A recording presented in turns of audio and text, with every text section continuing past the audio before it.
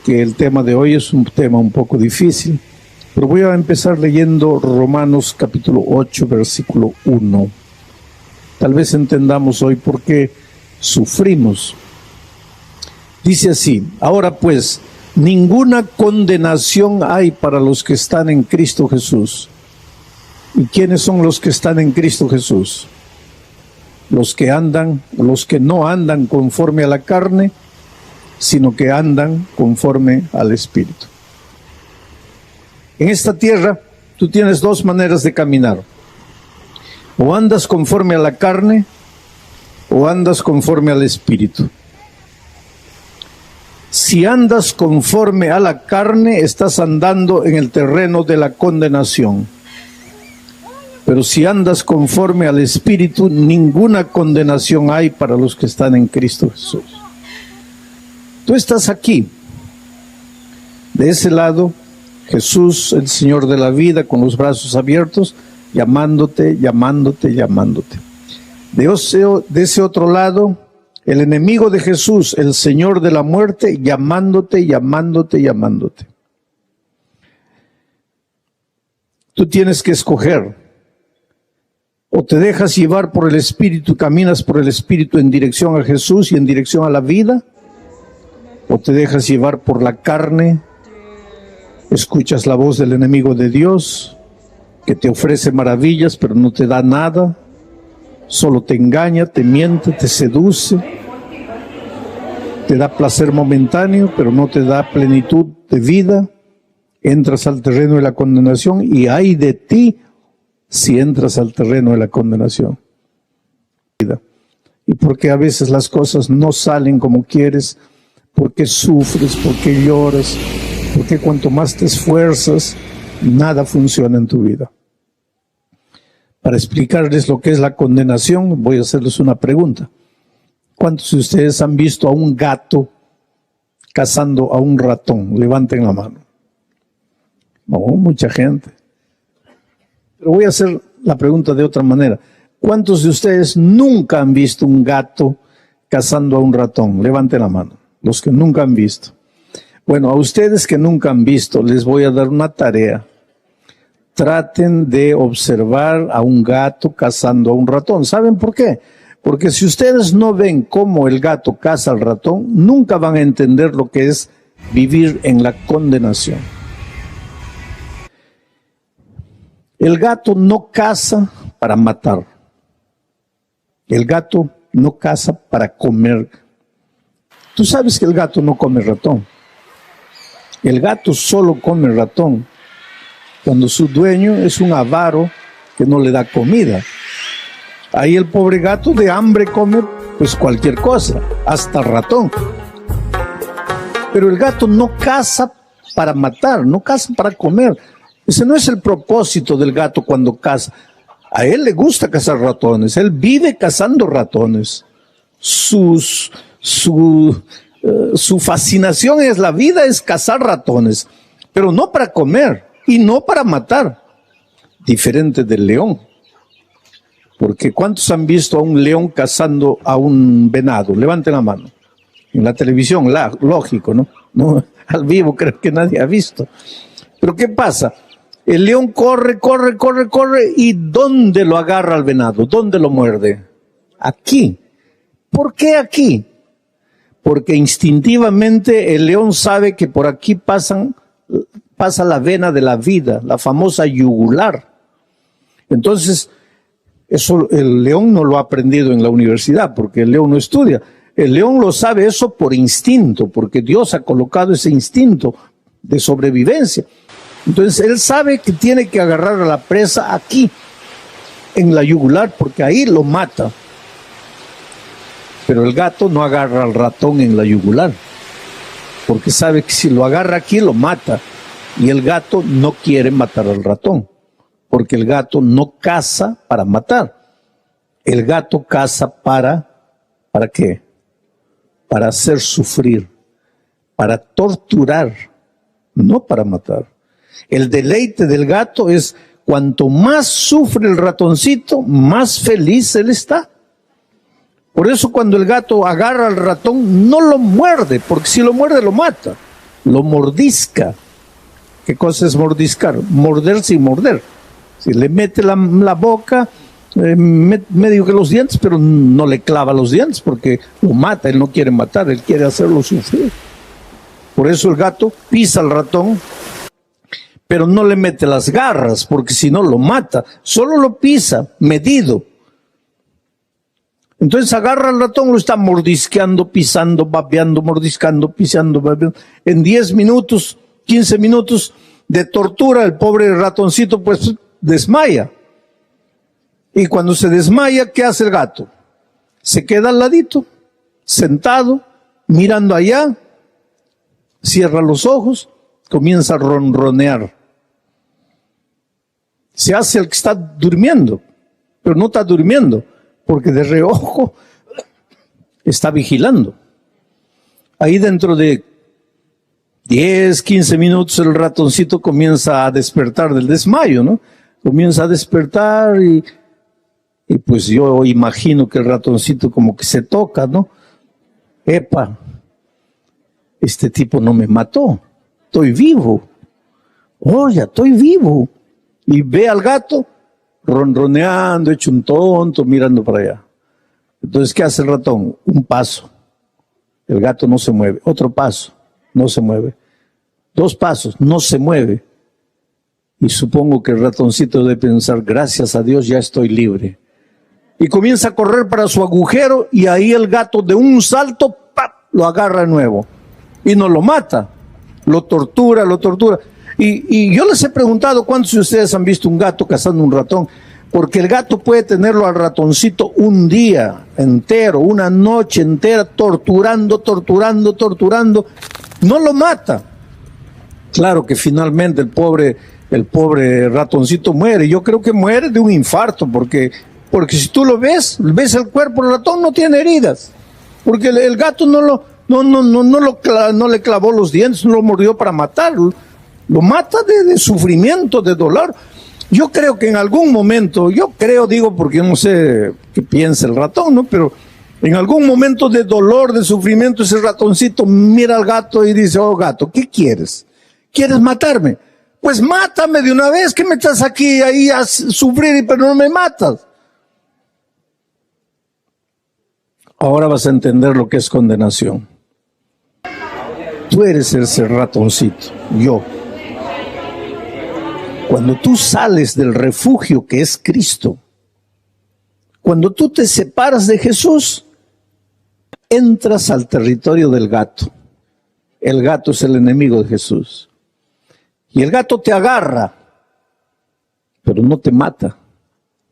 Vas a morir aquí, pero desde que saliste del refugio que es Cristo hasta aquí, vas a caminar el terreno de la condenación.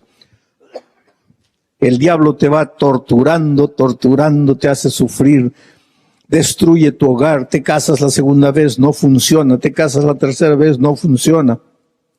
Tu hijo se mete en las drogas, pierdes el empleo y comienzas una empresa, se va a pique. Peleas con el vecino, peleas con el hermano, peleas con la mamá, peleas con el papá, peleas con la esposa, peleas contigo mismo, te desesperas, no sabes qué hacer, no puedes pagar las cuentas, te llenas de deudas, entonces te metes a las drogas, te metes al cigarro, te metes a la bebida. Llega un momento que pues estás en las manos del gato, el gato te va así, arruinando, destruyendo, matando lenta, tú no te das cuenta, pero estás en las manos del gato. Yo creo que hay gente que en un momento llega y para, que mejor quiero la muerte, ya no quiero vivir, que venga la muerte. Pues ahí está, como el ratoncito. Pero ahora viene Pablo y dice qué cosa. Pero ahora, ninguna condenación hay. ¿Para quién? Ninguna condenación hay para los que están en Cristo Jesús. Jesús es el refugio. Jesús es el agujero. Tú estás aquí, en las manos del gato. Hay una cosa que tú no sabes. El ratoncito no puede escapar del gato si el gato no quiere. No puede. Pero tú sí puedes escapar del demonio, porque hay una cosa que él no puede hacer: obligarte.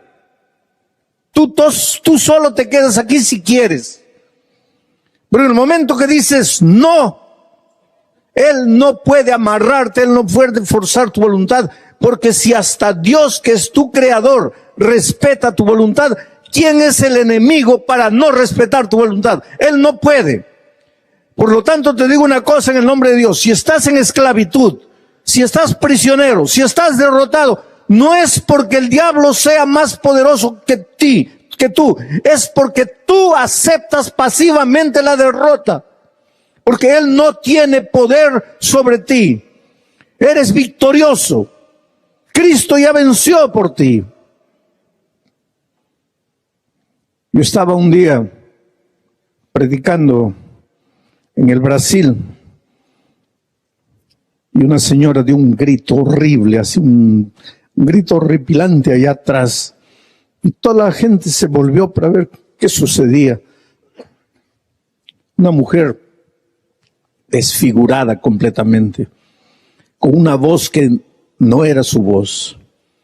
Habían bancos de unos así 4 o 5 metros de madera sólida. La gente se asustó y salió, porque la mujer estaba desfigurada. Ella tuvo tanta fuerza, porque no era su fuerza, era la fuerza del demonio. Agarró el banco ese de 4 o 5 metros de madera pesada, lo levantó y lo tiró desde allá hasta aquí. Si yo no me retirase, me mataba. Pero y después ella comenzó a venir arrastrándose así por el suelo. Parecía una culebra, venía arrastrándose, sus ojos inyectados en sangre, su boca espumeando. Y yo recuerdo que ella decía: sí, te voy a matar, te voy a matar. Yo no te hago nada y tú vives persiguiéndome, te voy a matar. Y toda la gente se asustaba y yo miraba: ¿dónde andan mis diáconos? Mis diáconos estaban disparados por ahí, y la mujer venía por ahí, venía y venía. Y sabes que a mí no me gusta. Nosotros no hemos sido creados para vivir al lado del diablo. Por lo tanto, es un cuadro espeluznante. A mí no me gusta vivir una escena de esas. Pero por otro lado, yo soy el líder espiritual. ¿Cómo voy a correr? Yo sería la última persona en correr. Yo soy el capitán, tengo que estar ahí con el barco hasta el fin. Y la mujer amenazadoramente acercándose. Yo comencé a orar en mi corazón y dije: Dios mío, mira, este pueblo aquí vino a escuchar tu palabra, está recibiendo el evangelio en su corazón, ahora viene el enemigo para interrumpir esto. Por favor, haz lo que tú sabes hacer, tú eres poderoso, tú tienes poder para expulsar el demonio. Y efectivamente la mujer al llegar aquí se desmayó, quedó así en el suelo. Le dije a mis diáconos: ahora sí, vengan, por favor, lleven a esa hermana, que yo voy a salir terminando el sermón y voy a orar con ella allá afuera. Pero esa noche yo le dije a la iglesia: ¿ustedes vieron? Todo lo que el enemigo puede hacer es eso: arrastrarse como una pobre culebra por el suelo. Eso es todo lo que puede hacer. Y yo te digo, querido, en el nombre de Jesucristo, Él no puede hacer nada para seguir manteniéndote en cautiverio. No puede. Cuando Jesús murió en la cruz del Calvario, colocó la estocada final en su corazón. Tu lucha hoy día es con un enemigo derrotado, con un enemigo que en los estertores de la muerte trata de destruirte. Pero tú eres victorioso. Él no puede hacerte nada más. Por lo tanto, esta noche sal de aquí. En el nombre de Jesucristo, rompe las cadenas de esclavitud. Si estás prisionero de algún vicio, estás libre en el nombre de Jesucristo. Si el enemigo te ha atormentado con algún pensamiento inmundo, algún sentimiento que no has podido arrancar del corazón, en el nombre del Señor Jesús estás libertado de todo. Y cree. Agárrate de la promesa divina.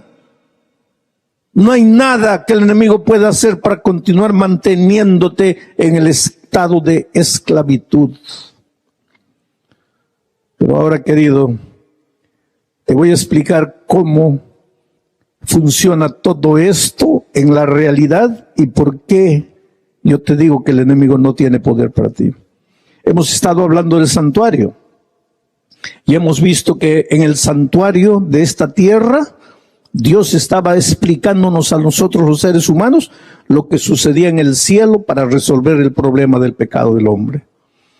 ¿Qué es lo que los israelitas hacían todos los días? Para confesar sus pecados, venían trayendo un corderito, lo colocaban ahí, transferían sus pecados al corderito, luego tomaban el cuchillo, sacrificaban al corderito. El corderito inocente moría, su sangre era derramada. Ahora el pecador estaba libre de sus pecados. Pero ¿a dónde se iban los pecados? Estaban en el corderito.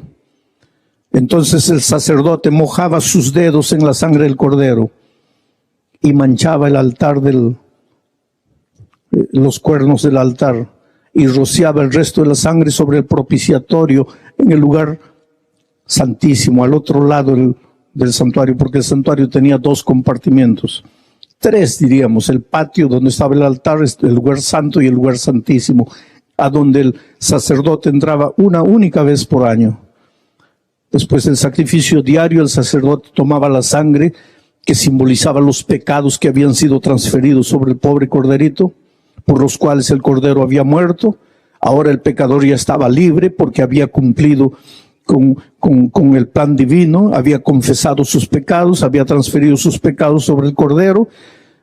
La sangre del cordero que simbolizaba todos esos pecados era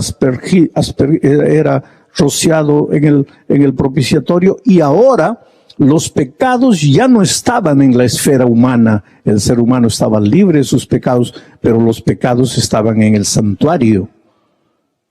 ¿Hasta cuándo? Eso es lo que vamos a explicar de la manera más simple esta noche. Tenemos que leer el primer texto, Levítico capítulo 16. ¿Dónde está el texto? Levítico capítulo 16. Ahí está. Dice: así el sacerdote purificará el santuario a causa de las impurezas de los hijos de Israel. El santuario estaba impuro a causa de las impurezas del pueblo de Israel. ¿Por qué? Porque el pueblo de Israel, cuando pecaba, transfería sus pecados al corderito, y la sangre del cordero con esos pecados era transferido al santuario. Entonces el santuario estaba impuro.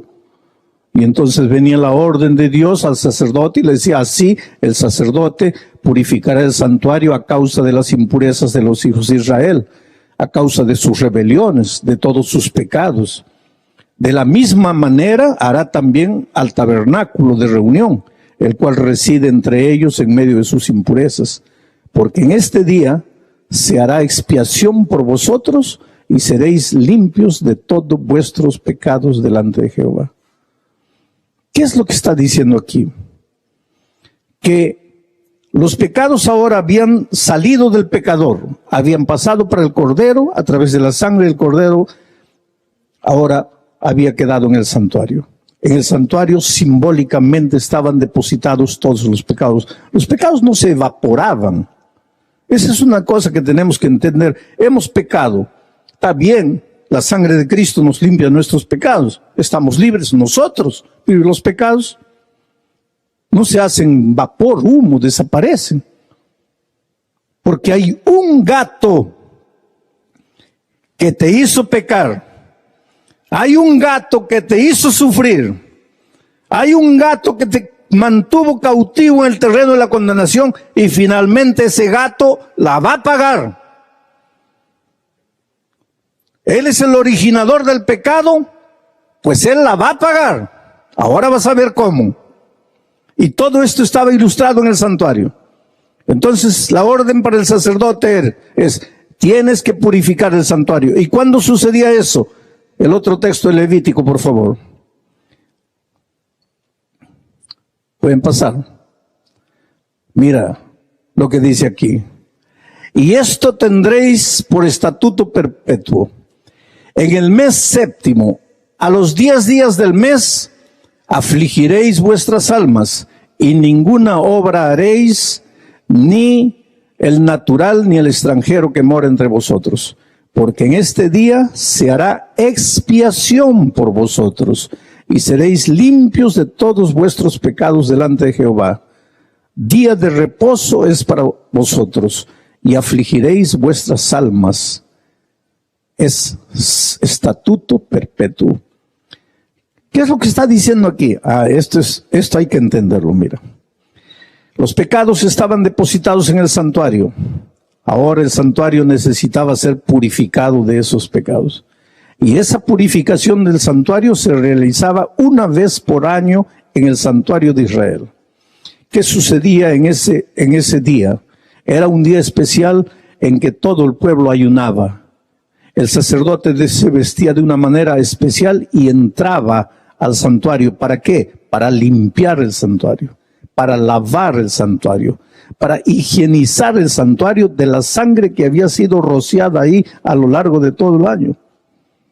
Esa sangre que simbolizaba los pecados. Pero en realidad el sacerdote no estaba lavando el santuario de la sangre. Estaba lavando el santuario ¿de qué? De los pecados.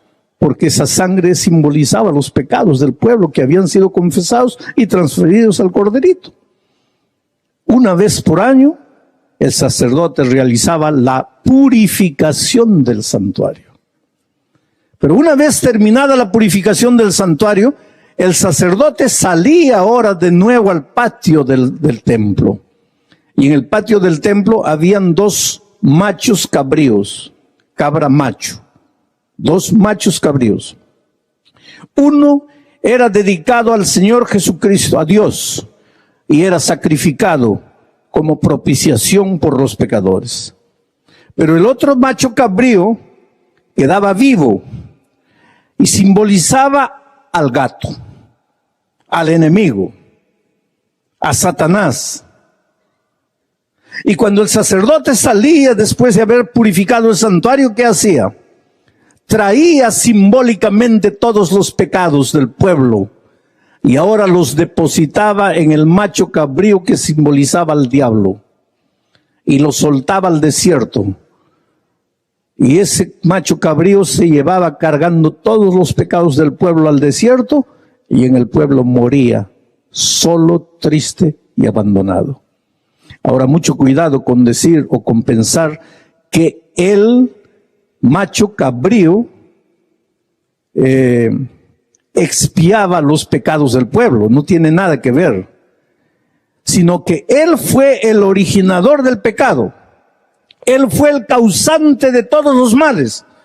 Ahora tendría que pagar por lo que hizo. Y finalmente, todos los pecados que él hizo cometer a la humanidad, le van a caer a él mismo. Porque él es el originador. Él te hizo sufrir. Él te hizo caminar en camino de condenación. Él provocó los accidentes en tu vida. Él te sumergió en los vicios. Él destruyó tu matrimonio. Él te llevó a cometer las cosas que cometiste. Pues ahora tú estás salvo por la gracia maravillosa de Jesucristo y por la sangre del Cordero. Pero ahora esos pecados no van a evaporarse así. Van a terminar en su originador, el enemigo. Y entonces, mira lo que dice el siguiente texto de Levíticos para que tú entiendas lo que te estoy diciendo. ¿Dónde está el siguiente texto? Cuando hubiere el sacerdote acabado de expiar el santuario, de limpiar el santuario, y el tabernáculo de reunión y el altar, entonces el sacerdote hará traer el macho cabrío vivo, que era el macho cabrío dedicado a Satanás. Y pondrá Aarón, el sacerdote, sus 2 manos sobre la cabeza del macho cabrío vivo, y confesará sobre él todas las iniquidades de los hijos de Israel, todas sus rebeliones, todos sus pecados, poniéndolos así sobre la cabeza del macho cabrío, y lo enviará al desierto por mano de un hombre destinado para esto. Y aquel macho cabrío llevará sobre sí todas las iniquidades de ellos y ellos a tierra inhabitada, y dejará ir el macho cabrío por el desierto. Ahora, todo esto es simbólico. Todo esto es simbólico. En esta tierra, una vez por año, el sumo sacerdote entraba al lugar santísimo, purificaba el santuario, agarraba simbólicamente los pecados, los transfería al macho cabrío que simbolizaba a Satanás, y ese macho cabrío iba a morir al desierto a pagar por los pecados que él originó. Pero esto también sucede en el santuario celestial. Y ahora ustedes van a ver lo que dice la epístola a los Hebreos, capítulo 9, que es el texto que vamos a leer. ¿Qué dice? Dice: fue pues necesario que las figuras de las cosas celestiales, de las cosas que suceden ahí en el cielo, fuesen purificadas así. Pero fue pues necesario que la figura de las cosas celestiales. ¿Cuál es la figura de las cosas celestiales? El santuario de la tierra. Era la figura de las cosas celestiales. ¿Cómo era purificado? De esa manera que expliqué. Pero dice, las cosas celestiales mismas, las que están en el cielo, serán purificadas con mejores sacrificios que estos. Porque no entró Cristo en el santuario hecho de mano de esta tierra. Ahí Jesús no entró. No entró Jesús al santuario hecho de mano, que era apenas figura del verdadero, sino que Jesús entró en el cielo mismo para presentarse ahora por nosotros ante Dios, y no para ofrecerse muchas veces como entra el sumo sacerdote en un lugar santísimo cada año con sangre ajena. De otra manera, le hubiera sido necesario a Jesús padecer muchas veces desde el principio del mundo. Pero ahora, en la consumación de los siglos, se presentó Jesús una sola vez para siempre, por el sacrificio de sí mismo, para quitar de en medio el pecado. Y de la manera que está establecida para los hombres, que mueran una sola vez, y después de esto el juicio, así también. ¿Terminó ahí el texto? Muy bien, voy a explicar lo que está diciendo aquí. En esta tierra, en el santuario que era figura del santuario de los cielos, el sacerdote una vez por año entraba y purificaba el santuario, agarraba simbólicamente los pecados confesados del pueblo y los colocaba en su originador, porque finalmente el originador tiene que pagar por lo que hizo, por lo que originó. Y ese pobre animal, simbolizando al diablo, moría en el desierto acabado. Ese será el final de Satanás cuando Cristo venga. Él quedará solo, abandonado, no tendrá a quien tentar, pagará finalmente por lo que hizo y finalmente recibirá la muerte eterna. Pero, dice Pablo, eso sucedía aquí en el santuario de la tierra, que era figura de las cosas celestiales. Pero allá en el cielo, Jesús entró, y entró una sola vez, no como el sacerdote aquí que todos los años entraba. Allá en el cielo Jesús entró una sola vez, y no con sangre de animales, sino con su propia sangre. Y lo que sucedía aquí en la tierra, Jesús lo hizo allá en el cielo. Quiere decir que así como había un día de expiación, de purificación del santuario aquí en la tierra, en el cielo también hay un día de purificación del santuario. Y así como en la tierra el día de la purificación del santuario era día de juicio, cuando comience el día de la purificación del santuario del cielo, también será día de juicio.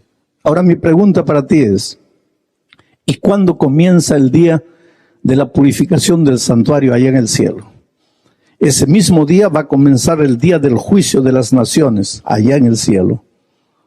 Y esto es importantísimo saber. Y no sé si mañana o pasado mañana o el sábado yo voy a explicar cuándo empieza ese día de la purificación del santuario celestial, cuándo empieza el día del juicio. Una cosa yo te digo esta noche: el enemigo no tiene más derecho de torturarte. El enemigo no tiene más derecho de destruir tu vida, a no ser que tú quieras, a no ser que tú permitas. Yo estaba saliendo de la predicación en San Pablo un día. Yo vivo hace muchos años en Brasil. Parte de la cultura brasileña es la famosa macumba. ¿Sabes lo que es la macumba? Es la hechicería, es la brujería pesada. Yo estaba saliendo un día de la predicación y una señora viene corriendo con un papelito y me dice, por favor, pastor, ore por mí para poder vencer el poder de la macumba. Le dije, ¿qué sucede contigo? Y me contó su historia. Miren, su vecina es una macumbera, una bruja, una hechicera. Nosotros a veces tenemos una idea equivocada de las brujas. Pensamos que es una mujer flaquita, con el cabello largo, todo desgreñado, con una nariz enorme, una verruga en la punta de la nariz, una escoba en la mano. Bueno, eso es puro folclore, eso no es verdad. Hay brujas lindas, hay brujas bonitas, hay macumberas maravillosas. De tal manera que la vecina de esta señora es una bruja, una macumbera y bonita. De tal manera que el esposo se enamoró de la bruja. Y ahora es amante de la bruja. Y lo peor, no esconde, anda en la calle de arriba para abajo con la bruja. Y todas las vecinas se ríen de la señora. Y la pobre señora tiene vergüenza de salir a la calle porque todas se ríen, porque su esposo anda de manos, agarrado de la mano con la bruja de arriba para abajo. Pero lo peor es que todo el dinero que antes venía para la casa, para pagar las cuentas, las rentas, la luz, el agua, ahora mitad del dinero va para la bruja y mitad para ella. Y están llenos de deudas, no pagan las cuentas, no pagan nada. Ella está deprimida, tiene vergüenza de salir a la calle porque todas se ríen, las vecinas se ríen.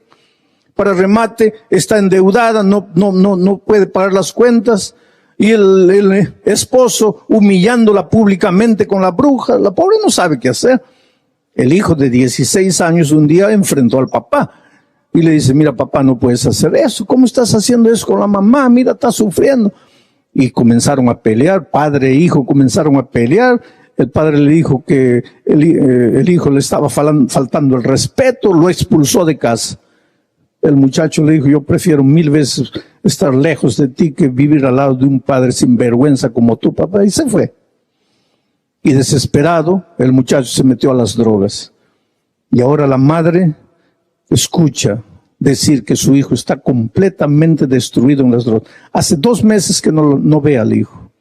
No sabe qué hacer, está desesperada. Pero hace 1 mes atrás ella descubre que la hija menorcita de 13 años, 10, 11, 12, 13, está embarazada. Y lo peor, no sabe quién es el papá porque cada sábado sale con un muchacho diferente.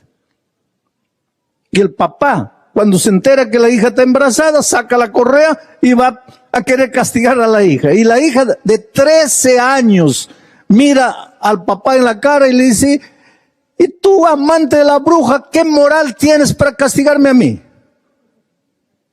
Dime, eso es matrimonio, eso es un hogar. ¿Qué hogar es ese? Esa familia está destruida, eso no es familia.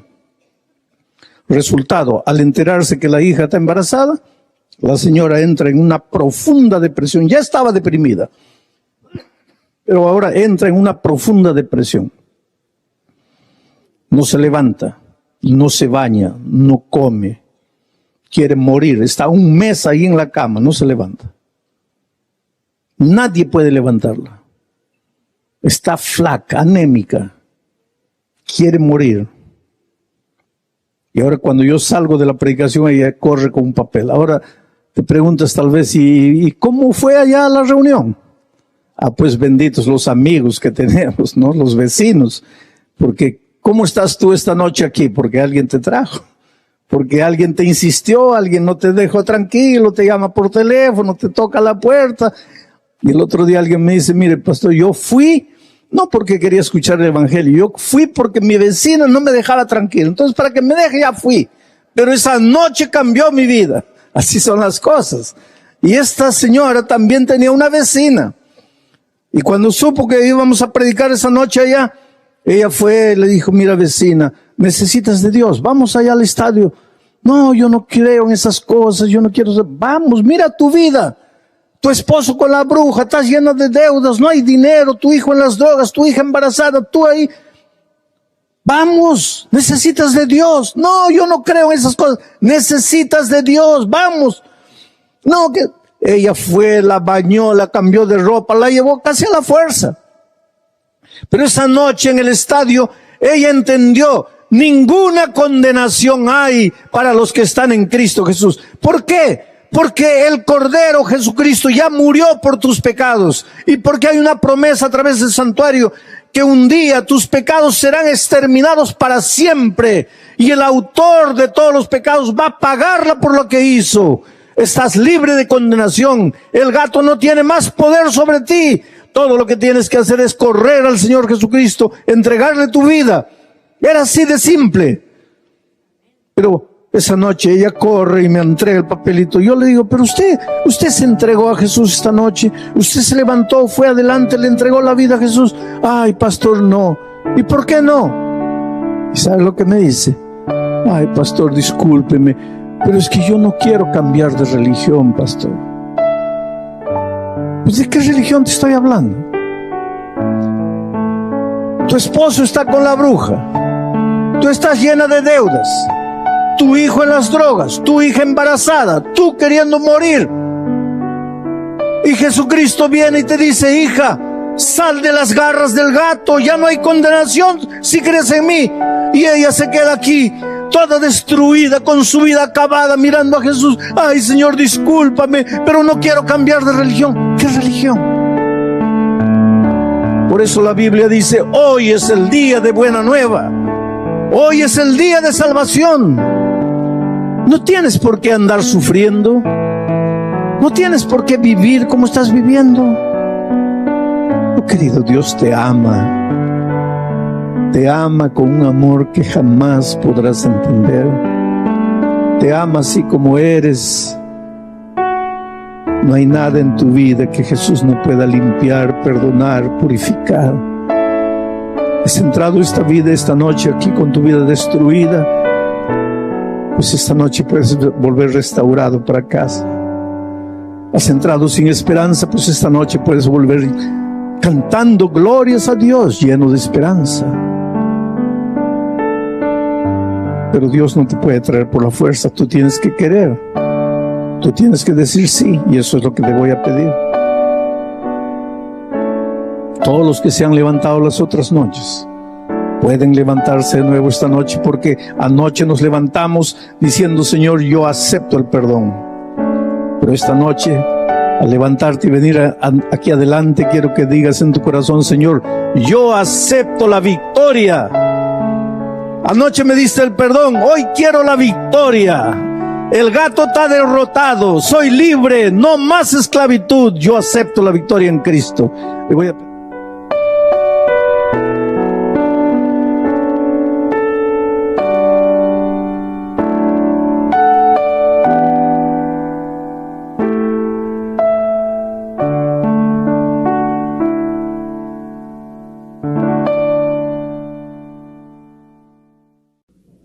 Así como el tema principal de Juan es el amor, así como el tema principal de Pablo es la fe, para Pedro el tema apasionante de toda su epístola es la esperanza. Solo que la esperanza para Pedro no es lo que nosotros a veces entendemos por esperanza. ¿Qué es esperanza para nosotros? Por ejemplo, le prometes comprar una bicicleta a tu hijo en Navidad. Y ahí el chiquito, pues, se queda con esperanza, ¿no? ¿Qué esperanza qué? De la bicicleta. Espera la bicicleta, espera la bicicleta.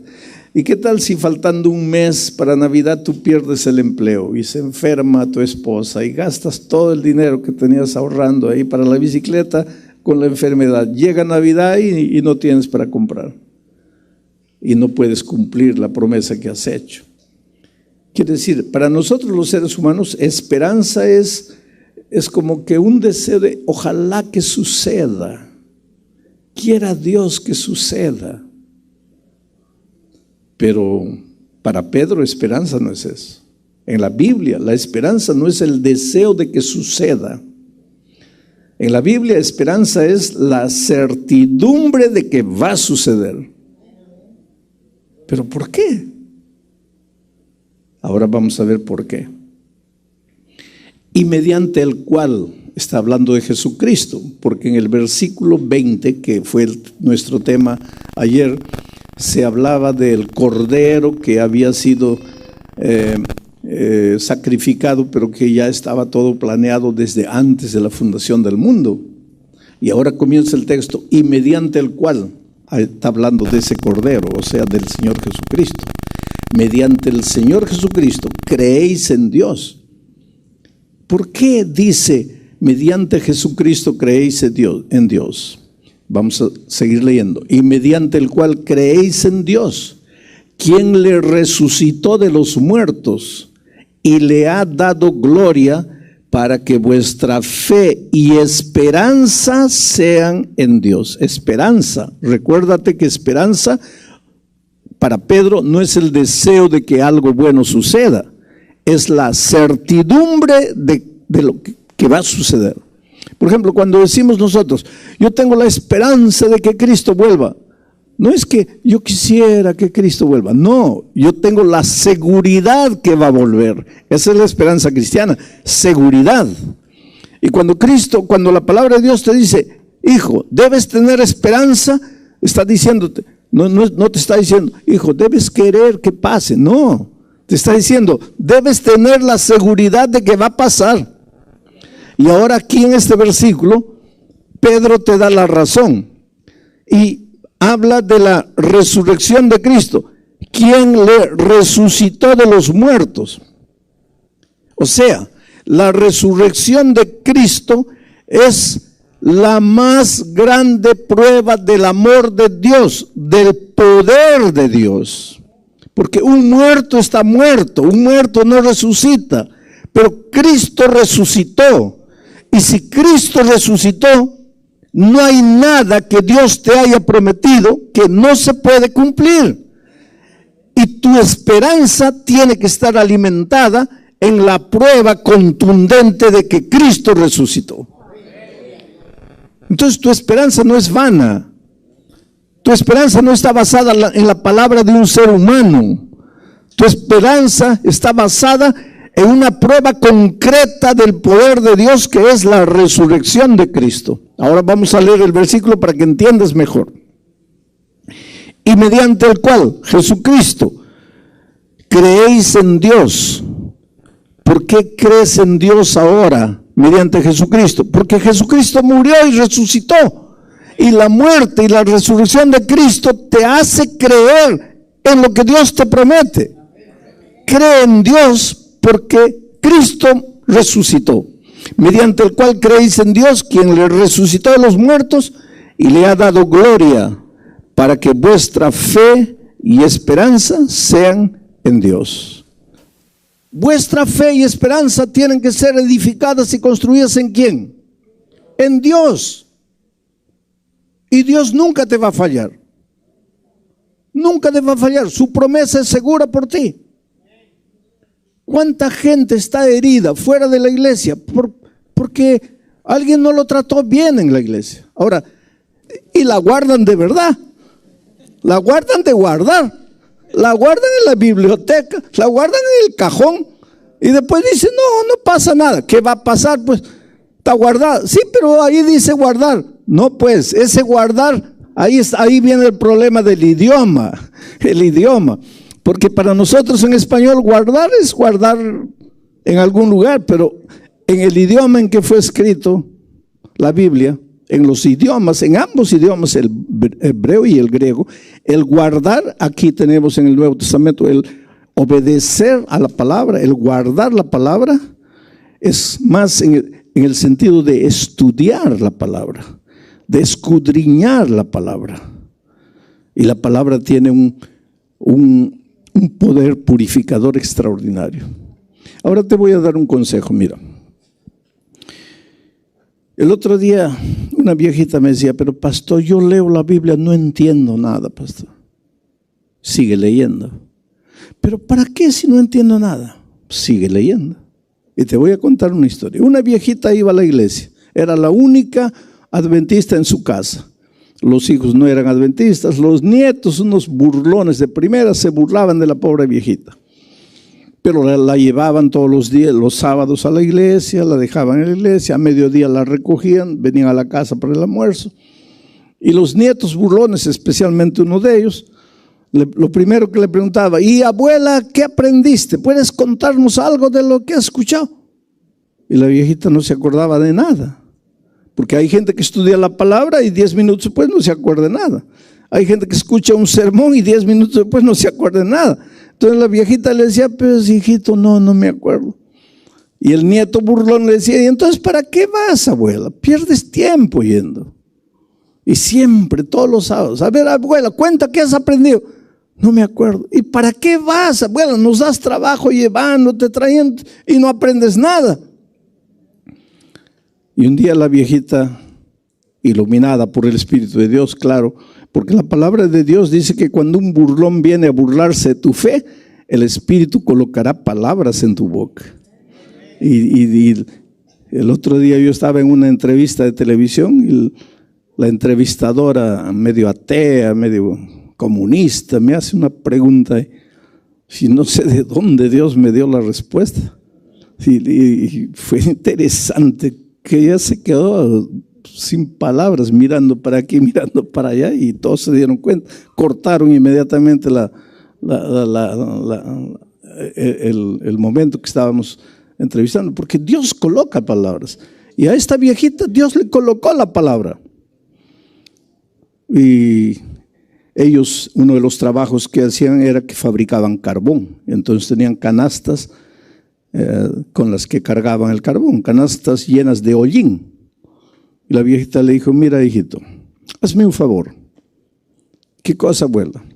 Anda al riacho ahí abajito a unos 50 metros y tráeme agua en esta canasta. Y el nieto la miró. Traer agua en una canasta.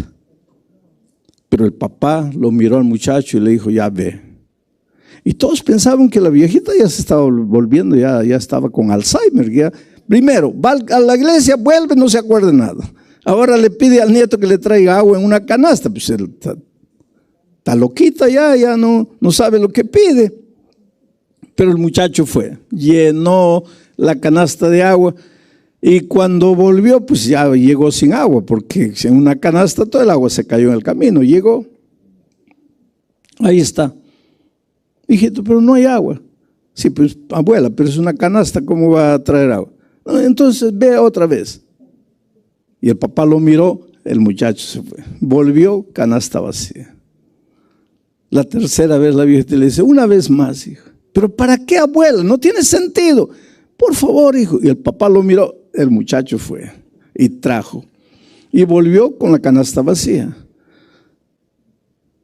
Entonces la viejita le dice: una cuarta vez. Ahí el muchacho dice: no, ya no te obedezco. 3 veces he ido, 3 veces he vuelto y 3 veces la canasta llega vacía. Y la viejita le dice: sí, hijo, 3 veces has ido, 3 veces has vuelto, la canasta llega vacía. Pero mira la canasta. Estaba como esas otras, llenas de hollín. Ahora mira la canasta. Está limpiecita. No ha traído nada de agua, pero está limpia. Yo soy como la canasta. Yo voy a la iglesia, escucho, pero no me acuerdo nada. Pero por lo menos la palabra de Dios me purifica. Ahora, yo quiero darte un consejo. Cuando tú lees la Biblia y no la entiendes, porque muchos de ustedes están mirando este texto y dicen: pero ¿cómo que el pastor Bullón saca tanto mensaje de ahí? Yo ya he leído y no le encuentro nada. No te preocupes, tú sigue leyendo. ¿Pero para qué? Si no entiendo, sigue leyendo. Recuérdate de la canasta. No traes nada, no guardas nada, no entiendes nada, pero por lo menos te está purificando. Porque la palabra tiene poder purificador. Pero hay una cosa: no trates de leer un capítulo entero. Lee 2, 3 versículos. Y entonces piensa así, ¿qué es lo que Dios me quiere decir aquí? A ver, ¿qué es lo que Dios me quiere decir? ¿Ah? No leas 2, 3, 4 capítulos solo por leer. Trata de entender qué es lo que Dios... Lee el versículo, trata de aplicar cómo este versículo responde a tu problema, al problema que estás viviendo en este momento. Porque tal vez el mismo versículo le dice una cosa a ella, le dice otra cosa a él, le dice otra cosa a él, de acuerdo al momento que están viviendo cada uno. Pero trata de masticar la palabra. ¿Sabes por qué? Porque la palabra es el pan que nosotros tenemos, el pan de Dios, el pan espiritual. Tenemos que alimentarnos. Si queremos tener salud espiritual, tenemos que alimentarnos de la palabra. Pero hay que saber alimentarse. Porque los médicos, por ejemplo, hablando de la comida, dicen que nosotros tenemos que masticar 34 veces cada bocado de comida que llevamos a la boca, ¿no? Colocas la comida, 34 masticadas. 1, 2, 3. Yo no sé quién de ustedes mastica 34 veces cada bocado de comida. Yo por lo menos no tengo tanta paciencia así. Pero ¿por qué hay que masticar tanto? Esto es interesante. Porque tiene saliva. Sí, pastor, ¿y para qué crees que tiene saliva? A ver, ¿para qué crees que Dios te ha dado saliva? ¿Para escupir a tu hermano? No. Dios te ha dado saliva y esa saliva tiene un propósito. Tiene varios propósitos, pero uno de los propósitos es que cuando tú vas masticando la comida, la saliva se va mezclando con la comida.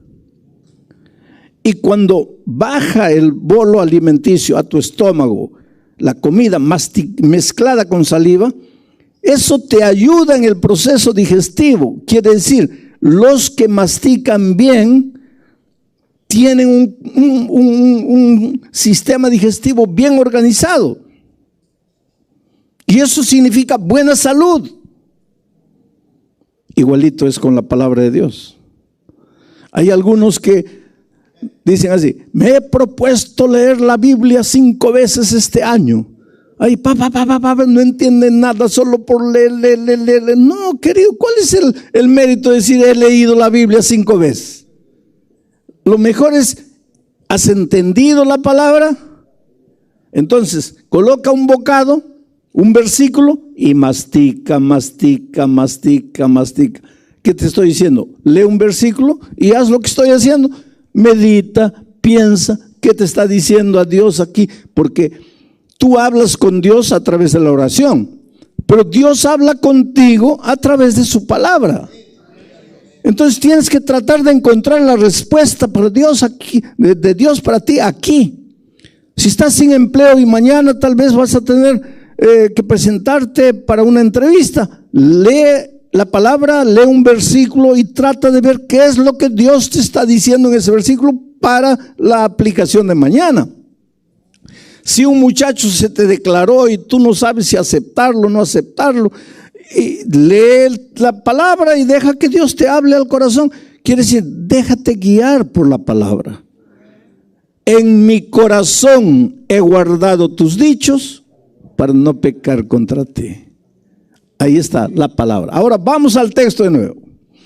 Y mediante el cual, Jesucristo, creéis en Dios. ¿Y por qué creéis en Dios? Por el poder de Jesucristo. ¿Y por qué poder? Porque murió y resucitó. Y si murió y resucitó, no hay más grande prueba de poder que la resurrección. Entonces tu esperanza ya no es el deseo de que algo suceda, es la certidumbre de que va a suceder. Porque quien te está dando eso, el fundamento de tu esperanza, es un Cristo que murió y resucitó. Habiendo tú ahora purificado tu alma, tu corazón, tu mente, por la obediencia, por el escudriñar de la palabra, por el investigar, por el leer la palabra, mediante el Espíritu. Ahora venimos a una parte interesante. Mediante el Espíritu. Ahora el Espíritu va a transformar tu vida. ¿Pero de qué manera? Mediante el Espíritu. ¿Para qué? Para que ya no toques batería. No. ¿Para qué? Para que ya no comas carne. No. ¿Para qué? Para que ya no uses anillo. ¿Para qué? para que ya no celebres Navidad. Hay muchos que les gustaría que dijera eso. Y andan predicando eso que no está escrito en la palabra. Por eso yo quiero predicarles la palabra. No lo que yo creo, no lo que yo imagino. La palabra. ¿Y cuál es la prueba? ¿Qué es lo que el Espíritu va a hacer en tu vida? Dice, mediante el Espíritu, para el amor fraternal. Dice, para el amor fraternal. Les voy a enseñar a leer la palabra. ¿Qué dice? Para el amor fraternal, punto. Entonces, ¿qué dice? Pues, porque hay amor fraternal y hay amor fraternal fingido. ¿Cuál es el amor fraternal fingido? Te encuentras con una persona, un hermano que ha venido hace tiempo, no lo veías, y le dices, oh, qué bonito estás. Y cuando sigue caminando le dice al otro, ¿estás viendo cómo estaba gorda, fea? Qué bonito estás. Amor fraternal fingido. Ahora dime, ¿no se ve eso en la iglesia todos los días? Pues la prueba de que has recibido el Espíritu a través de la palabra es que ahora vas a tener un amor fraternal auténtico. La más grande prueba de que esta iglesia es la iglesia del Espíritu debe ser que sea la iglesia del amor. Y que se amen los unos a los otros. Y que se acepten los unos a los otros. Oh, hermanos, yo quisiera que todo el mundo fuera como yo quiero que sea, pero tengo que reconocer que tengo que aceptar al mundo como cada persona es. Porque Dios tiene un jardín, Dios es un floricultor maravilloso. Hay tulipanes, hay San José, hay rosas, hay claveles, hay gladiolos, hay girasoles. Así es el jardín de Dios. Y es como un huerto también el jardín de Dios. Hay lechugas. ¿En cuánto tiempo la lechuga produce fruto? ¿Cuánto? 3 meses. Yo nunca fui agricultor, ya sé más que ustedes. En 3 meses ya puedes cosechar la lechuga. 3 meses. Y el plátano, ¿en cuánto tiempo? Desde que lo plantas hasta lo cosechas, ¿en cuánto tiempo? Año, año y medio. Y la naranja, 3 años. Pero tú sabes que hay un fruto que lleva 40 años para producir, y es la palmera. La palmera solo produce su primer fruto a los 40 años. Ahora tú sabes que en la iglesia de Dios, que es un pomar, que es un huerto, hay hermanos lechuga, que a los 3 meses de aceptar a Cristo ya están produciendo. Y hay hermanos plátano, que llevan 1 año para producir. Y hay hermanos naranja, que llevan 4 años. Y hay unos hermanos palmera, que llevan 40 años.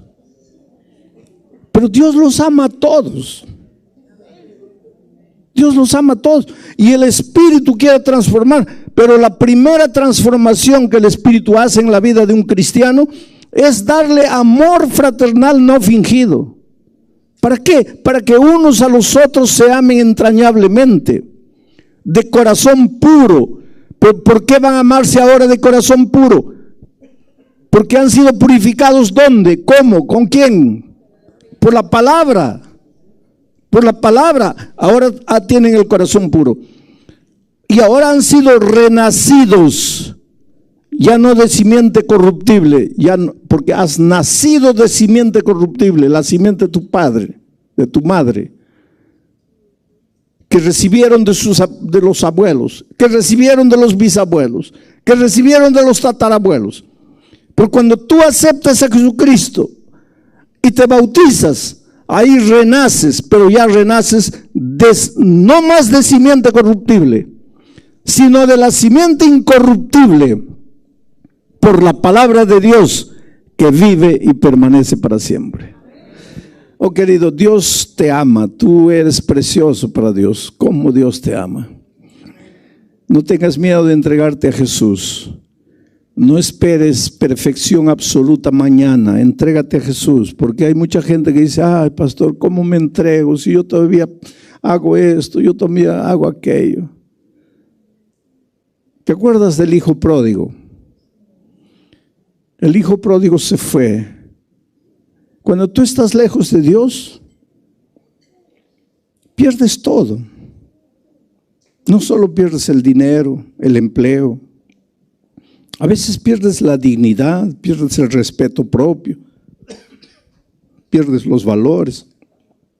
Así fue con el hijo pródigo. Pero se dio cuenta de algo que tú también tienes que darte cuenta. Lejos de mi Padre, nunca voy a ser feliz. Y yo te digo esta noche, lejos de Dios, tú puedes hacer lo que quieras para renacer. Tú puedes hacer lo que quieras para purificar tu mente, purificar tus sentimientos. No vas a poder. Y cuando digo, lejos de Dios puedes hacer lo que quieras para renacer, no es solo para renacer espiritualmente, para renacer en la vida profesional, para renacer en la vida familiar, para renacer. Tu hogar está destruido, pues necesita un renacimiento. Pero ¿cómo va a renacer si estás lejos de Dios? Tú lejos de Dios puedes intentar lo que quieras, nunca va a suceder nada bueno.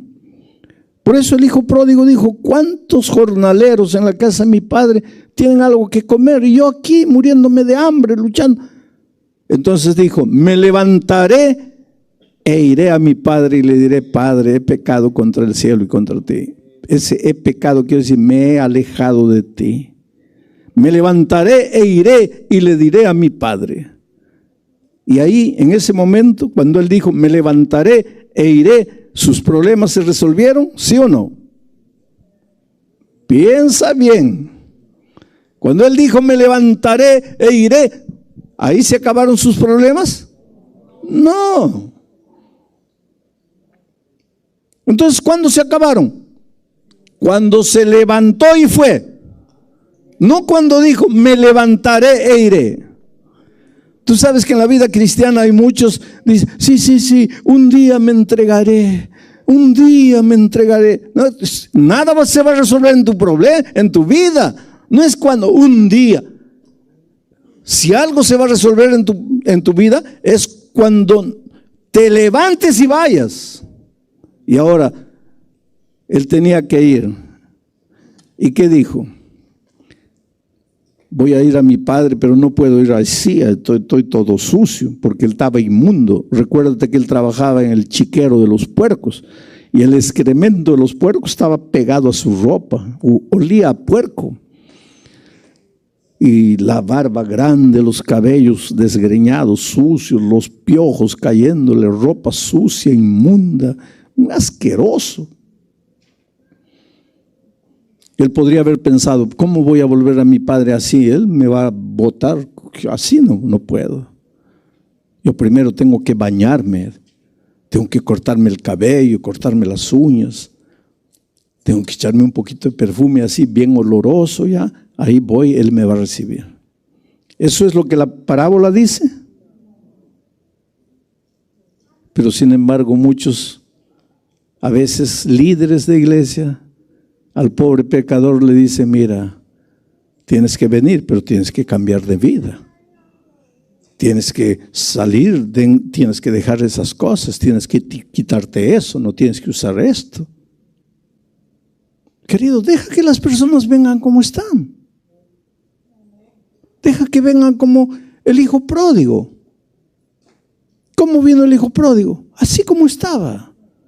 Oliendo a puerco, sucio, inmundo, los piojos cayéndoles, un asco. Y la palabra de Dios dice que el padre, desde que él se fue, se quedó en la terraza de la casa mirando al camino por donde se fue, porque tenía en su corazón la seguridad de que un día mi hijo va a volver y yo lo voy a esperar. Y de repente lo vio a la distancia. Y la palabra de Dios dice que él salió corriendo al encuentro de su hijo. Y cuando llegó cerca y sintió ese olor feo de puerco, los piojos y todo, llegó ahí, quiso abrazarlo. ¿Y qué dijo el padre? ¡Ay, qué asco! No lo puedo abrazar así. Y llamó a los obreros y les dijo: laven, bañen a mi hijo, cambien de ropa, porque así no lo puedo abrazar. ¿Eso es lo que Dios dijo? No. Lo abrazó.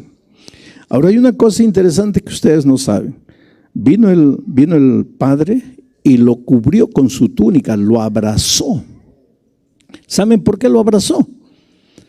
Porque eso refleja la cultura de aquellos días.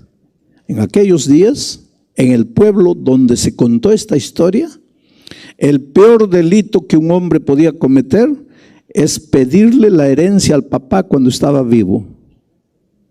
Y la pena para el que le pidiera la herencia al papá cuando estaba vivo era la muerte por apedreamiento. Por lo tanto, cuando la sociedad, el pueblo, notase que el hijo pródigo, que le había pedido al papá la herencia cuando estaba vivo y había malgastado, cuando estuviera volviendo, el pueblo lo iba a matar a pedradas, lo iba a apedrear. Por eso el padre salió corriendo y lo abrazó, como diciendo: si tienen que matar, mátenme a mí, pero no maten a mi hijo. ¿Y sabes cuál es el mensaje? Que Dios te ama y que Dios te recibe como estás y como eres. No le hagas promesas. Yo estaba predicando en una ciudad del interior de Minas Gerais, allá en Brasil. Cuando yo estaba sentado aquí en la primera fila esperando ya el momento de predicar, cuando sentí que afuera habían gritos horribles, palabras feas. Una mujer hablaba en voz alta. Y le pregunté a alguien: ¿qué pasa allá atrás? Y me dijeron: no, es que una señora quería entrar y el diácono no la dejó. Y la historia es interesante porque como yo estaba llegando a predicar esa tarde a esa ciudad, los hermanos prepararon unos volantes, unos papeles, ¿no? Y distribuyeron en toda la ciudad, y en esos papelitos decía: si tu vida está destruida, si estás acabado, si estás perdido, si sientes que no vales nada, ven esta noche a esta dirección y verás que hay esperanza para ti. Y sabe que esos volantes fueron distribuidos en toda la ciudad y llegaron al barrio rojo de la ciudad donde estaban los prostíbulos. Y ese volante llegó a las manos de una de esas mujeres. Y cuando ella leyó: si tu vida está perdida, si estás acabada, si sientes que ya no puedes nada, que no sirves para nada, ven a esta dirección y verás que hay esperanza. Su rostro se iluminó. Ella se sentía perdida, acabada, destruida. Dijo: yo voy, pero ya no había tiempo, porque la reunión era a las 7:30 de la noche. Cuando ella recibió era 6:30. Y entonces vino, así como estaba. Y ella, para pararse en las calles ahí a atraer hombres, pues se vestía de una manera completamente provocativa, una ropa pegada al cuerpo, una falda bien arriba de las rodillas, en fin, para llamar gente, ¿no? Y no tenía tiempo de irse a la casa, cambiar de ropa, nada, se vino como estaba. Y cuando estaba entrando, un hermano la paró allá. Le dice: usted no puede entrar así. Y ella venía con el volante en la mano, y todavía los hermanos habían colocado invitación personal. Y ella dice: pero yo he recibido esta invitación personal. Y el hermano le dice: amor fingido. Ahí está el amor fingido. Con un amor fingido: sí, querida, pero eres bienvenida, pero no vestida de esa manera así. ¿Pero por qué no puedo entrar? Porque todos los hermanos te van a mirar. Pero es que yo no tengo tiempo para ir a mi casa. Yo vivo lejos, en la periferia de la ciudad. Yo he recibido esta invitación. Yo soy esta persona. Yo necesito esperanza. Y el otro con amor fingido. Sí, pero esta es la casa de Dios. A la casa de Dios tienes que entrar con respeto. No, yo voy a entrar. No vas a entrar. Voy a entrar. No vas a entrar. Y entonces, pues, esa pobre muchacha que había crecido en ese ambiente y vivido ahí, pues, le dijo 4 cosas bonitas al anciano de iglesia, ¿no? Lo mandó a pasear a la estratosfera. Y eso es lo que yo escuché. Y cuando salí, le dije, ¿dónde está ella? No, ya se está yendo ella.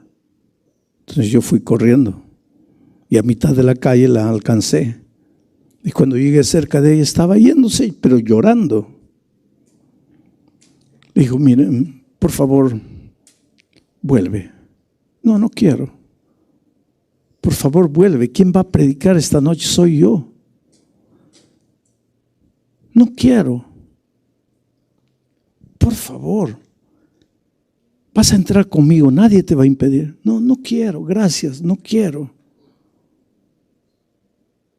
Y se fue. Y esa noche yo me levanté para predicar. Ahí estaban los hermanos todos bien vestiditos, maravillosos, listos para irse al cielo. Porque así somos, querido.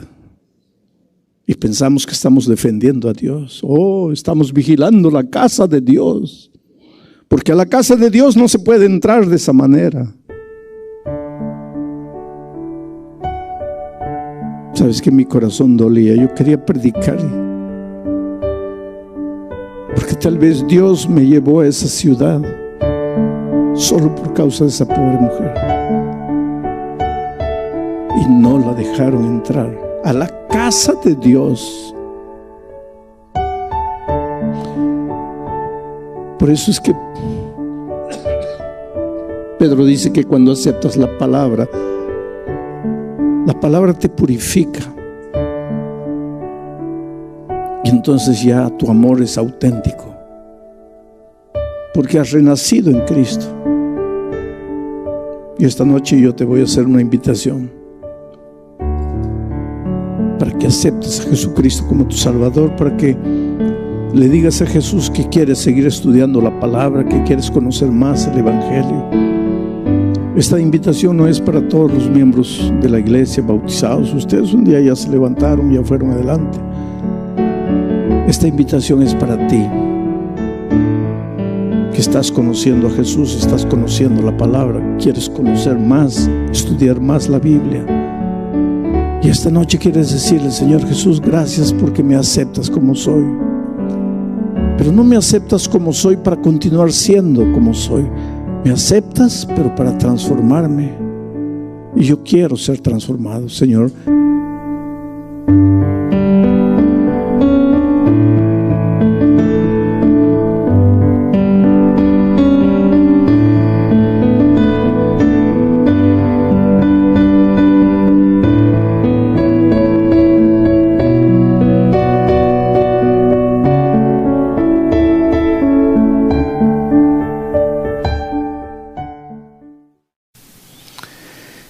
Vamos a abrir la palabra de Dios, porque el tema de esta noche es un tema importantísimo, interesantísimo. Capítulo 3 de Filipenses. Mañana voy a volver al capítulo 2. Pero esta noche, capítulo 3, versículo 12 hasta el 15, dice así. Miren, ¿quién está hablando? Es Pablo, el gigante del Evangelio, ¿no? El fundador de iglesias, el hombre extraordinario. El hombre que cuando llegó al fin de sus días dijo, he peleado la buena batalla, he acabado la carrera, he guardado la fe. Bueno, ese hombre, ahora en el capítulo 3, versículo 12 dice, no que lo haya alcanzado ya, ni que ya sea perfecto, sino que prosigo para ver si logro asir, si logro alcanzar aquello para lo cual fui también alcanzado por Cristo Jesús. Hermanos, yo mismo no pretendo haberlo ya alcanzado. ¿De qué está hablando Pablo? De la perfección. Dice, yo no soy perfecto, yo todavía no he alcanzado la perfección. Y el versículo 13 dice, hermanos, yo mismo no pretendo haberlo ya alcanzado, pero una cosa hago, olvidándome ciertamente de lo que queda atrás y extendiéndome hacia lo que está delante, prosigo a la meta, al premio del supremo llamamiento de Dios en Cristo Jesús. Y el versículo 15 dice, así que todos los que ya somos perfectos, esto mismo sintamos. Ahora, una de las cosas tristes que nosotros hacemos es que leemos la Biblia sin pensar. Y leer la Biblia sin pensar, leer por leer, especialmente hay algunos hermanos que dicen, voy a leer toda la Biblia este año, y ahí leen, llegan en la noche cansados, no entienden nada, están cayendo de sueño, porque tienen que acabar la Biblia. No, el objetivo no es leer la Biblia toda, el objetivo es agarra cada versículo y piensa, ¿qué es lo que Dios te está queriendo? No, leer, eso no te ayuda mucho. Piensa, medita, raciocina en cada versículo. Porque la lectura de la Biblia es como la comida. Dicen los especialistas que cada bocado hay que masticar 38 veces. Yo no sé si tú haces eso. Y yo por lo menos no. No tengo paciencia para estar en cada bocado 38 veces. Imagínate cuánto tiempo me voy a sentar en la mesa para cada bocado 38 masticadas. Pero los especialistas dicen que debe ser así. ¿Por qué? ¿Por qué crees que Dios nos ha dado saliva? La maravilla del cuerpo humano es que todo lo que tenemos en el cuerpo tiene un sentido, un propósito. Hasta un cabellito tiene un propósito. La saliva, ¿para qué es la saliva? ¿Para escupir? No. La saliva es para que cuando tú colocas el bolo alimenticio y comienzas a masticar, por eso dicen los médicos que hay que masticar bien. La comida se mezcla con la saliva. ¿Y para qué eso? Para que facilite la función digestiva. Y si comes tragando como el gallo, ahí eso no te hace bien. Entonces tienes que masticar bien. Entonces el estudio de la palabra es igualito. Tú no puedes leer, no. Tienes que tomar cada versículo y masticar, raciocinar, pensar, ¿qué es lo que Dios me está queriendo decir? Ahora, si tú lees pensando estos textos del 12 al 15, te vas a dar cuenta de una cosa. En los versículos 12 y 13, Pablo dice, hermanos, yo todavía no soy perfecto. La perfección es algo hacia lo cual yo estoy caminando, todavía estoy yendo, yo no he alcanzado. Pero en el versículo 15 dice, ya soy perfecto. Ahora, si Pablo estuviera vivo, yo le diría, ven Pablo, explica un poco. ¿Eres perfecto o no eres perfecto? Porque en el versículo 12 y 13 dice que todavía no eres. Y en el versículo 15 dice que ya eres. Pues Pablo, por favor, defínete. ¿Eres o no eres? Y la respuesta de Pablo sería, yo soy, pero todavía no soy. ¿Pero cómo es eso? Pues eso es así. Soy perfecto, pero todavía no soy perfecto. El problema, ¿sabes qué pasa? En nuestra iglesia, como iglesia mundial, hay algunos hermanos que agarran el versículo 12 y 13 y dicen así, en esta tierra no se puede ser perfecto. Porque Pablo mismo dijo que no es perfecto todavía. Y otros hermanos agarran el versículo 15 y dicen, en esta tierra sí se puede ser perfecto, porque Pablo dice, nosotros los que ya somos perfectos. Ahora, si tú vas al espíritu de profecía, vas a encontrar muchas citas que dicen que no te atrevas a decir que ya eres perfecto. Y vas a encontrar otras citas que te dicen que ya eres perfecto. Ahí pues la iglesia se queda confundida, porque hay los que dicen que sí y los que dicen que no. Pero en la palabra de Dios no hay contradicción.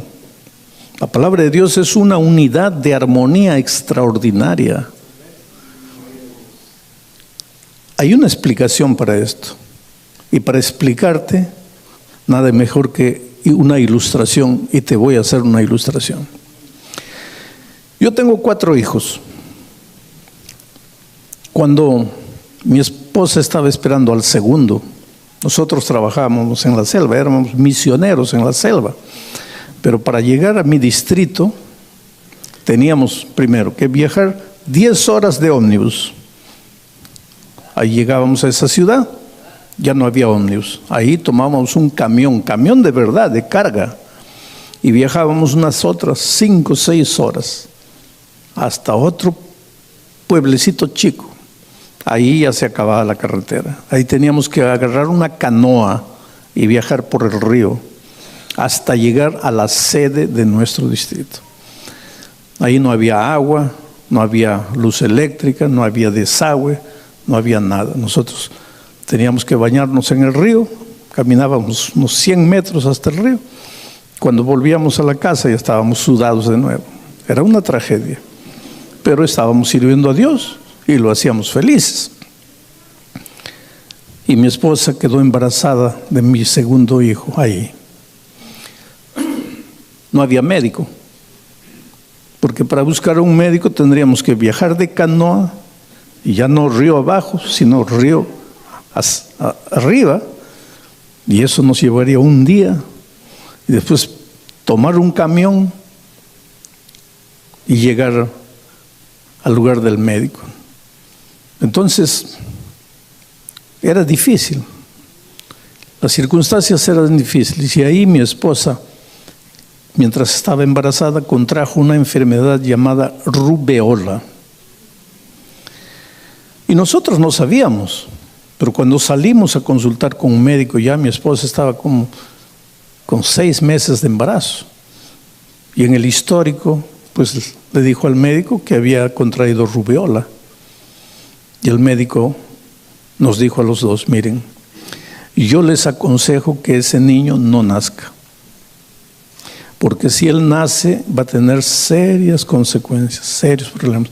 Yo les estoy hablando de décadas atrás, no les estoy hablando de ayer. Hoy día la ciencia ha crecido, ha progresado. Hoy día, a los 15 días, 3 semanas, ya sabes el sexo del niño, de todo. En esos tiempos no, eran otros tiempos, que tal vez hoy día tú no tienes capacidad de entender lo que eran esos tiempos, y en el lugar donde yo trabajaba. Entonces el médico dijo, bueno, ese niño no puede nacer. Por el bien de ustedes, no debe nacer. Y ahí yo entendí lo que es el amor de la madre, ¿sabes? Porque mi esposa instintivamente se agarró el vientre y le dijo al médico, mi hijo va a nacer. El médico me llevó a un lado después y me dice, mire, pastor, usted es más racional, su esposa es más emotiva, y yo le aconsejo que ese niño no nazca, porque va a ser un problema para ustedes. Van a cargar una cruz el resto de la vida, cuando pueden resolver ese problema ahora. Y yo le dije, mira, yo voy a respetar lo que mi esposa dice y voy a estar al lado de ella. Y le dije a mi esposa, mira, tú, quiero que sepas que estoy aquí contigo y que vamos a hacer lo que Dios diga, lo que tú digas, lo que tú sientas que Dios te habla, vamos. Y el embarazo fue adelante. Ahora, yo me acuerdo cuando nació el niño. Tenían que hacerle una cesárea porque no podía nacer por las circunstancias. No podía nacer de un parto natural. La llevaron al hospital, le colocaron anestesia, hicieron la cesárea. Pero me acuerdo cuando ella comenzó a despertar de la anestesia. Ya había nacido el niño. Y lo primero que ella preguntó, no me buscó a mí, buscó al médico. Y lo primero que preguntó fue, mi hijo está bien. Y yo me acuerdo la respuesta del médico. El médico dijo, señora, su hijo está perfecto. Perfecto.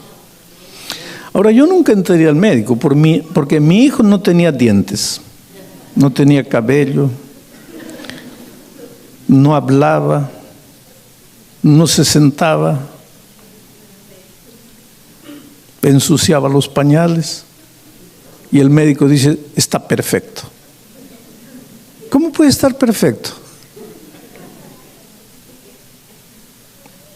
Estaba perfecto para ser un niño recién nacido. Para eso estaba perfecto. Pero vamos a decir que pasaran 7 años y mi hijo continuara acostado en la cama, sin dientes, sin cabello, sin moverse, ensuciando pañales. Estaría perfecto.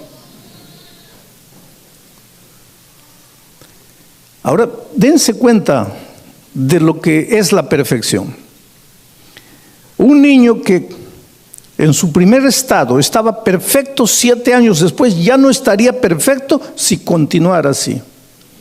Porque un niño a los 7 años tendría que estar, vamos a decir, tu hijito de 7 años, sube a la manguera de tu vecino, le arranca los mangos, agarra al gato del vecino, le amarra una lata en el rabo del gato y toca el timbre del vecino y se echa a correr. ¿Está perfecto o no está perfecto? Perfectísimo. Porque eso es lo que el niño tiene que hacer a los 7 años. A veces tú te molestas, querido, tú moléstate si tu hijo no se mueve. Pero si tu hijo se mueve a los 7 años, levanta las manos al cielo y agradece. Porque hay muchos niños que no se pueden mover.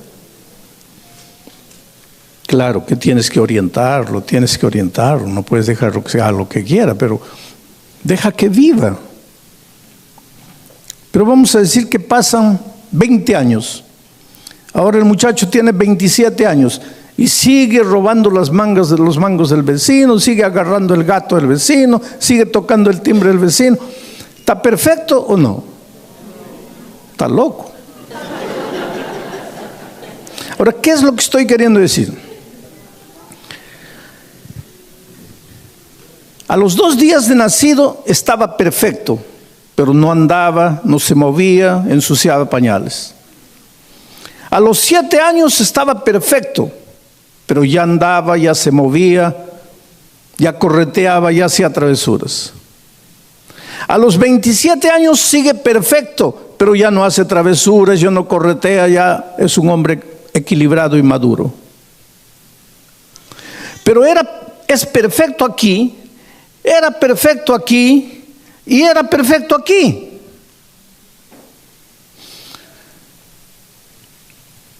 ¿Qué es la perfección? La perfección no es un lugar a donde llegas. La perfección es un camino por donde transitas. Tú eres perfecto mientras vas siendo perfecto. Ahora, con esto en mente, vamos a volver a leer lo que Pablo dice. Versículo 12. No que lo haya alcanzado ya. Y cuando escribió Pablo esto, años después de su conversión, porque él se convirtió camino de Damasco. Ahora está preso ya al final de sus días y escribe la epístola a los filipenses. Ya no es un joven entusiasta, ya es un hombre vivido. Y todavía dice, no que lo haya alcanzado ya, ni que ya sea perfecto. Él dice que todavía no es perfecto. Pero una cosa, sino que prosigo, dice, no que lo haya alcanzado ya, sino que prosigo.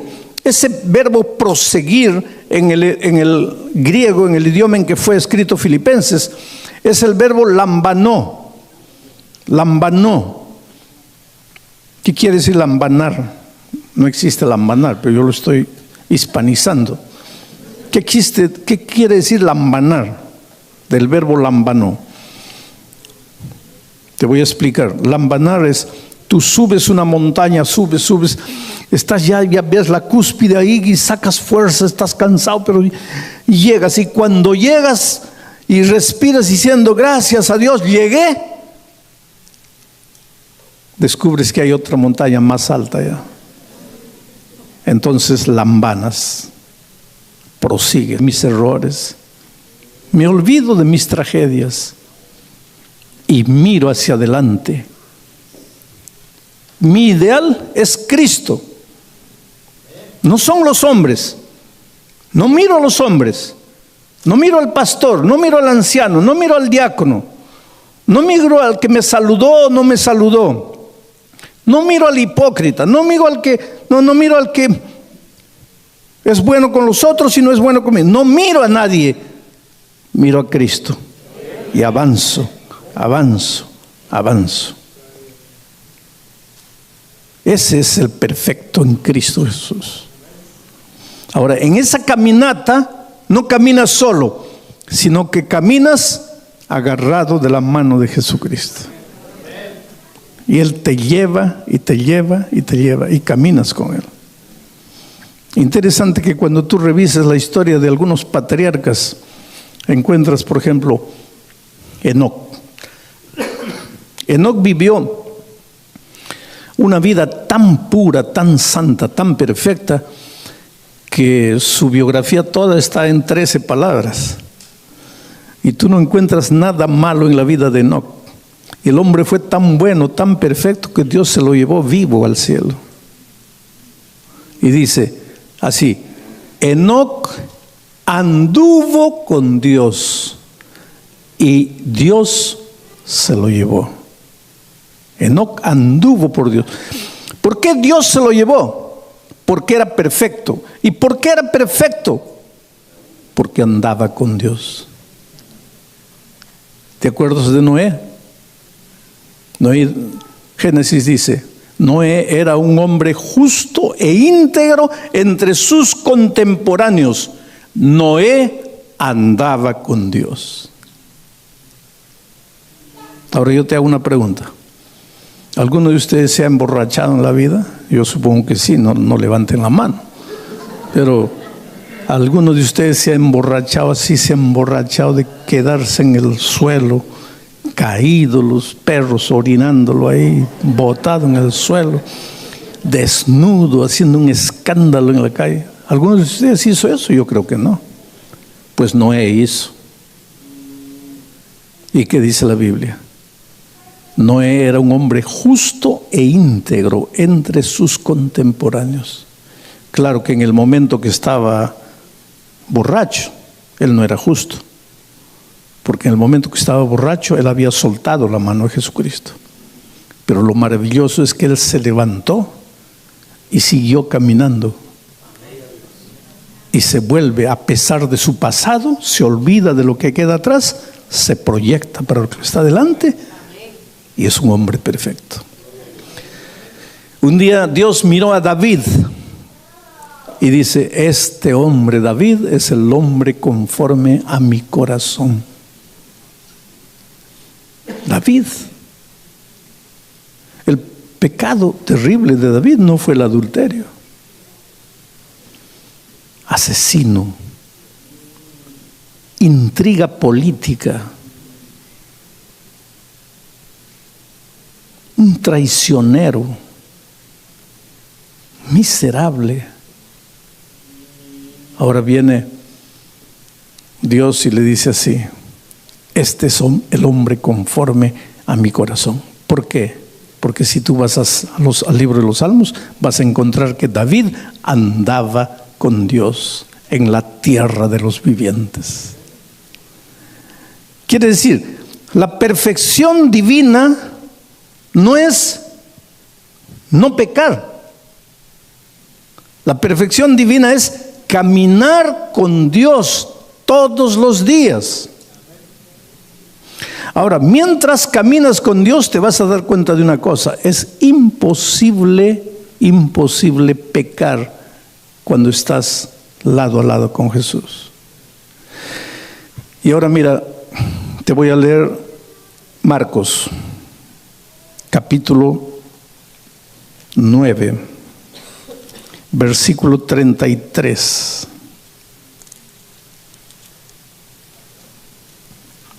Marcos 9, 33. Dice así: y llegó Jesús a Capernaum, y cuando estuvo en casa, les preguntó a sus discípulos: ¿qué disputabais entre vosotros en el camino? Lo de los discípulos era el pecado de Lucifer en el cielo.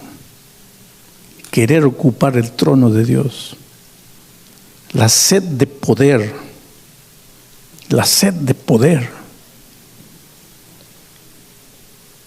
Solo que nosotros tenemos otra escala de valores. Y te voy a hacer un ejemplo. En una junta de iglesia, cuando están nombrando a los ancianos del próximo año, vamos a decir, ¿tú te das cuenta de la escala de valores que nosotros tenemos con relación al pecado? Porque para nosotros, robo, adulterio, pornografía, ¿qué pecados horribles? Son pecados, yo no niego, son pecados. Todo pecado es horrible a los ojos de Dios. Pero el problema es que para nosotros el orgullo no es pecado. Yo una vez me acuerdo de un anciano, digo, porque todos pensaban que era lindo, bueno, maravilloso. Pero todos los años anciano. Entonces llegó un pastor joven y dijo: mira, están a hora de renovar. No es bueno que un solo hombre esté todos los años de primer anciano. Y nombraron a otro anciano. Entonces, cuando el secretario fue a comunicarle a él la noticia de que había sido nombrado este año jefe de diáconos, él lo miró y dice: sí, diácono, yo, diácono.